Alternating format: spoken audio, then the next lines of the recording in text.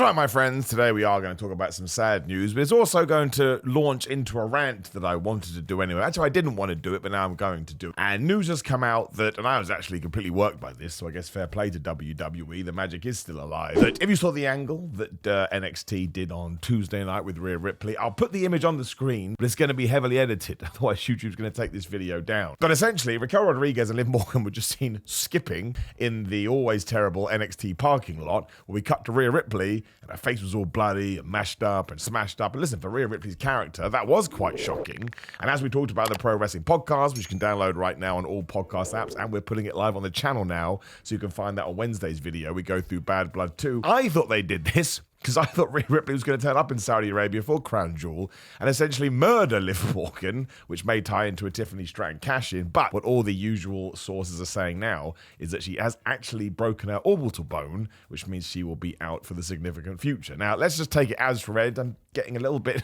not suspicious with WWE, but I think they're becoming very, very good at sort of merging reality and storylines, which is what we want. To start my rant a little bit early, there's nothing wrong with being worked by wrestling. You should feel duped. That's the whole point. But if we do take it as read, and she does have to be out for a while, man, does my heart go out to Rhea Ripley, because of course she only came back 2-3 months ago, whenever it was, after that shoulder injury, which kept her out for a long time. And to be injured twice, especially with different injuries, man, it does something crazy to your brain. I mean, even when you re-injure something, it's bad, but I suppose you can look at it like, okay, we have a serious issue we need to think of here. When it's two totally different ones, you just think like, why is my body doing this to me? And you feel a bit unlucky. Now, if you remember back in the day when The Undertaker had that weird mask on his face, that was to cover up an orbital bone injury. So you can work through this, but I would much rather she went away, she rested, and hopefully she'll be good to go at the Royal Rumble. She can enter that and win the damn thing. There would be nothing wrong with that. And in the meantime, we just come up with a brand new angle for Liv Morgan. There's nothing wrong with that. Wrestling is always at its best when it can pivot and take on new things. But what I didn't understand, and I know this is the vocal minority of the internet, I know we shouldn't talk about this stuff, but it does sort of seep into the mainstream conversation as well, is people being like, oh my gosh, I can't believe it. Rhea Ripley goes way too hard or way too strong or way too stiff, whatever they use, and, you know, she needs to watch that. It's like, what are you talking about? What are you basing this on? Were you in the wrestling ring when this happened? How can you have any kind of a gauge onto how she works without actually being the person taking it? Because a great professional wrestler is able to make you think they're doing this when actually they are not. I mean, the one that I always go back to is Bret Hart. Sometimes, especially when he used to take on Kevin Nash, they just had a weird chemistry. It would look like Bret was just punching Kevin Nash, or Diesel as he was then, right in the face. And then Diesel talked about it later on his podcast and in his books, like, greatest matches ever, I love them. I miss Bret Hart so much, they were absolutely the day. So that kind of ticked me off. But it also ties into this is definitely a wider conversation, because again, it massively got in my face, and I don't look for this stuff, that we shouldn't be treating Rhea Ripley like the badass that she is, and she doesn't sell enough. So what are we doing? What are we doing? This conversation would not be happening in a different era, is the only kind of logic I can come up with. Or I'm sure if we did go back to the late 90s, I could probably find a really early message board where people are talking about it. I know I've said this before, but now I'm going to go in deep on it, whatever that means. But Stone Cold Steve Austin works. We understood who Stone Cold was. He wasn't going to take any crud. He was going to walk in there and he was going to whip everybody's butt, and then he was going to leave, and then we're going to get to the next episode of Raw, and he was going to do it again. Sometimes you would hear the glass break, dun dun dun dun dun, 3 to 4 to 5 times an evening. And no one even got a glove on him. Not one person. And when he lost the title, what did we do? We put him in weird matches with Kane and The Undertaker, where they basically stabbed him in the face and then they pinned him. Vince McMahon would fire him. When he had that first blood match, he wasn't actually the guy that sort of caused the blood. He wasn't down on his knees, right? He was always standing tall. He was always sort of the hero. And that's why people were like, this is the greatest person I've ever seen, because it's like watching Superman wrestle. That is what you should do with Rhea Ripley. Have you seen Rhea Ripley? Have you seen the way she comes across on TV? I don't want to see her running away. I have plenty of other people to do that. And listen, eventually, which I guess ties into what has just happened very sadly, of course you need to show a little bit of vulnerability, because that just goes back to good old-fashioned storytelling. But she's only really been a babyface for 3 months, and if you want to establish both her and Damian Priest as these massive threats, and you want to establish the Judgment Day as kind of like a pack of wolves that need to run together, and if you can pick them off, you can go, ha ha, you absolutely suck. I think you should do that, right? And I think we always had to wait until she got her championship back from Liv Morgan to see how this was going to evolve. I'm not saying you can't be critical, but that's not the stuff that I see. The stuff that I see is people just almost being mean. I'm going to say it. We kind of step over that line and we act like Rhea Ripley isn't a super duper whooper star in the making. Right? It absolutely blows my brain. And the reason I put Samantha Irvin in the title and the thumbnail is it goes back to that conversation we had the other day as well, where I don't know whether people are just WWE loyalists now as the AEW, WWE tribalism goes to a next level. And I have no problem with you doing this, right? If you want to wear your WWE or AEW badge as an affectation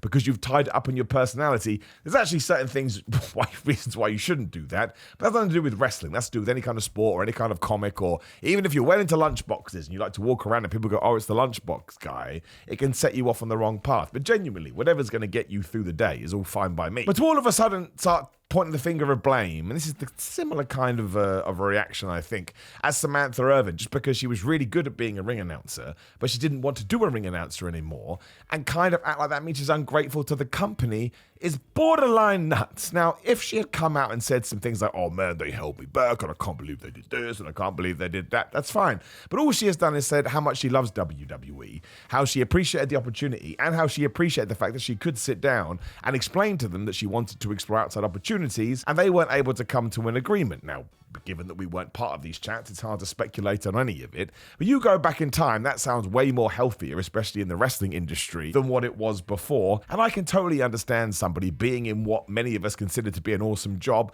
but your heart and your tum-tum wants something else. That's why being a human being is so complex. I don't want to get too much into mental health stuff here, but I'm sure she had moments where she stood in that ring and she saw the reaction she got on social media. She was like, wow, this is great. Isn't it an awesome position I've sort of fell into here? And isn't it also great that people are being so kind about how good I am at it? And I suppose it's a vocal thing, but singing is what she really wanted to get into. And as I think she's like 34, 35 years old, I don't want to speculate. I mean, not old by any stretch of the imagination, but I'm sure she thinks the time to strike is now, especially because she does have somewhat of a platform. So she moves on to something else. If this was Barclays or Halifax or McDonald's or Taco Bell or Chili's or anything like that, and somebody had the same sort of desires, we wouldn't say anything. But because she's in a public platform, and because people sort of have this, once again, this loyalty to WWE, any kind of thing where it feels like, oh my gosh, we have fallen off the wagon here, I just think we get the kind of heat that goes too nuts. People were blaming Ricochet just because that's her fiance or husband. I think just her fiance. That's kind of insulting. So you're saying that Samantha Irvin can't make decisions for herself? I'm pretty sure she can. And bless Ricochet, he was trying to tell people, she's not coming to AEW, dude. You need to calm this down. But nobody listens because, again, they have their own narrative that they want to follow. I definitely don't want to start using that kind of language because that takes us into crazy YouTube territory, which is where I don't want to be. But it's the same with Rhea Ripley, I think, too, where people all of a sudden go, oh my gosh, Rhea clearly wants to be booked like this.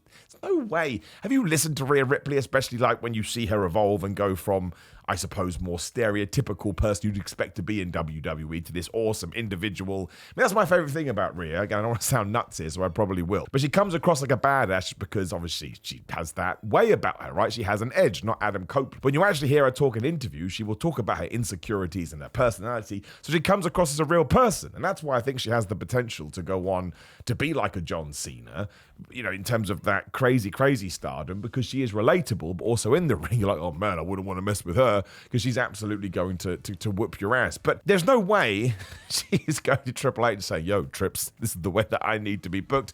He will have looked at her and probably using the likes of Chyna and Beth Phoenix, and there'll be other people I'm not thinking about right now, gone, well, we don't really have somebody in this mold. Let her loose. Even more so if the Dominic Mysterio-Rhea Ripley match was planned, because any kind of time you do intergender matches in wrestling, you are going to get a certain part of the audience goes, well, that's not realistic. I had one the other day in Second Wrestling with Shazza McKenzie. Best time I've had in a long old while. And I got people sending me that too. We went out there and I thought we had a pretty fun match and we told a fun story. So if you know you're going to head in the Dominic direction, or you know at the very least you want Rhea Ripley to throw Dominic Mysterio around, then she needs to come across that way. She just does.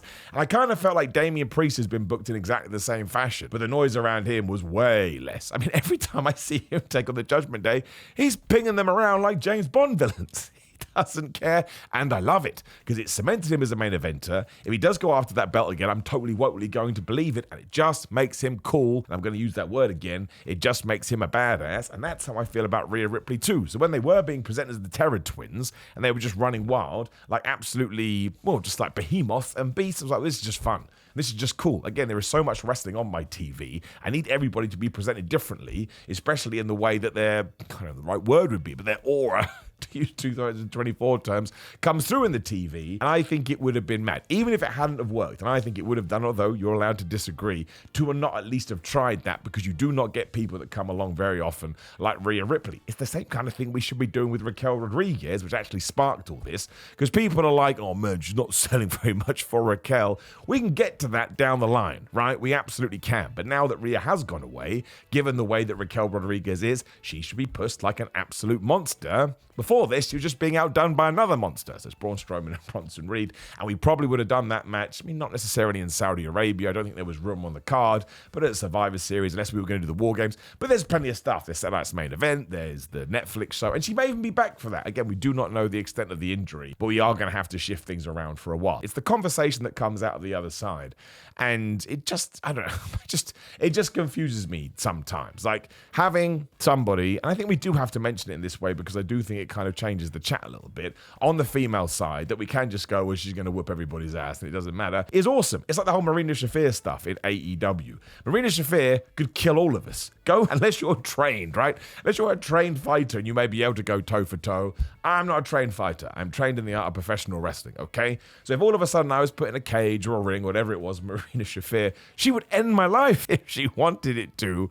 But there's always this idea of, well, why is Marina Shafir beating up all these dudes? Because she can. And the whole John Moxley angle is being presented as almost a more realistic one, hence why they're trying to kill Bryan Danielson with a bag. I love it. Why would you want to take this away from me? And I'm really happy that we can kind of put that source onto Rhea Ripley. Actually, somebody else that I bring into the conversation we haven't seen recently is Shayna Baszler. She absolutely has that legitimacy to her as well. Maybe we should talk about someone like Brock Lesnar, that every time he walked to the ring, you're like, well, that dude absolutely is going to be able to beat you up. There are only a certain amount of people that you're able to put on their shoulders. Like Tozawa probably has some amazing training that I don't know about. Or Otis, he does. I think he has something, I don't know. But the point is, even if you bang someone over the head with that, people are like, well, I don't believe it. Because it's just this weird thing that characterization does that comes through the television screen. But you could do it with a Shayna Baszler. We are doing it with Marina Shafir, and we were doing it with Rhea Ripley, and I don't think that we should have pivoted away from that. So anyway, it's just a random rant for two reasons. One, the news came out, but also I had another video, and I was like, there's no way I'm going to be able to get that turned around for today. So I'd kind of do one that I can talk about and make sure I get out on a Thursday. But continue the chat as much as you want. Of course, it's a creative business, and you can talk about the personalities as much as your heart desires. But do remember there's a human being behind that as well. Now she has to go away and rehab for a second time, and maybe she even needs surgery. I don't know how it works with an orbital bone. So I just wanted to send her a best, because genuinely, if I was going to make a best wrestlers of 2024 list, I think she'd absolutely be in the conversation, and she'd probably be in my top 10 as well, because I think if you remember where she went from in January to having that match with Becky Lynch and sort of almost naturally becoming this babyface throughout all of it, and then she turns on Dominic, and the amazing match she had at SummerSlam, I really, really do, even though she's going to be away now for the last couple of months, I would presume, of 2024, I still think she's a candidate for those kind of a list, because she has just had a great run, and she's turned herself not into a draw on Monday Night Raw, and that rhymes with it must be true, but you can see the upside and the potential. And there's still a bunch of other people she can work as well. I bet that Rhea Ripley and Raquel Rodriguez match, if done right, would have been super duper fun. Just have them smash each other. It was a little bit like Camille versus Chris Statlander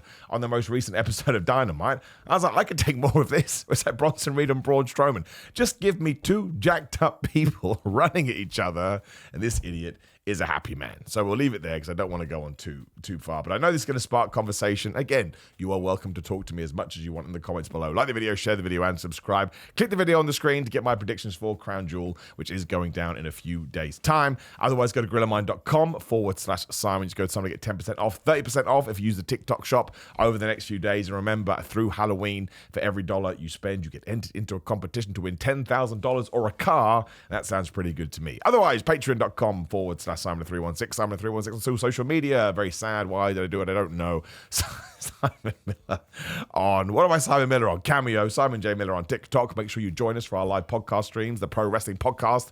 Download that too. And prowrestlingtees.com/Simon Miller. As you can see on the screen now, we do have brand new designs. And if you go to my social media, you can see all of my post promos and some clips from my recent Progress match when I did indeed become the Pro's title. I didn't feel it was the right video to have it on this one, so I've left it. But don't worry, it's in all my other ones. Take care, goodbye.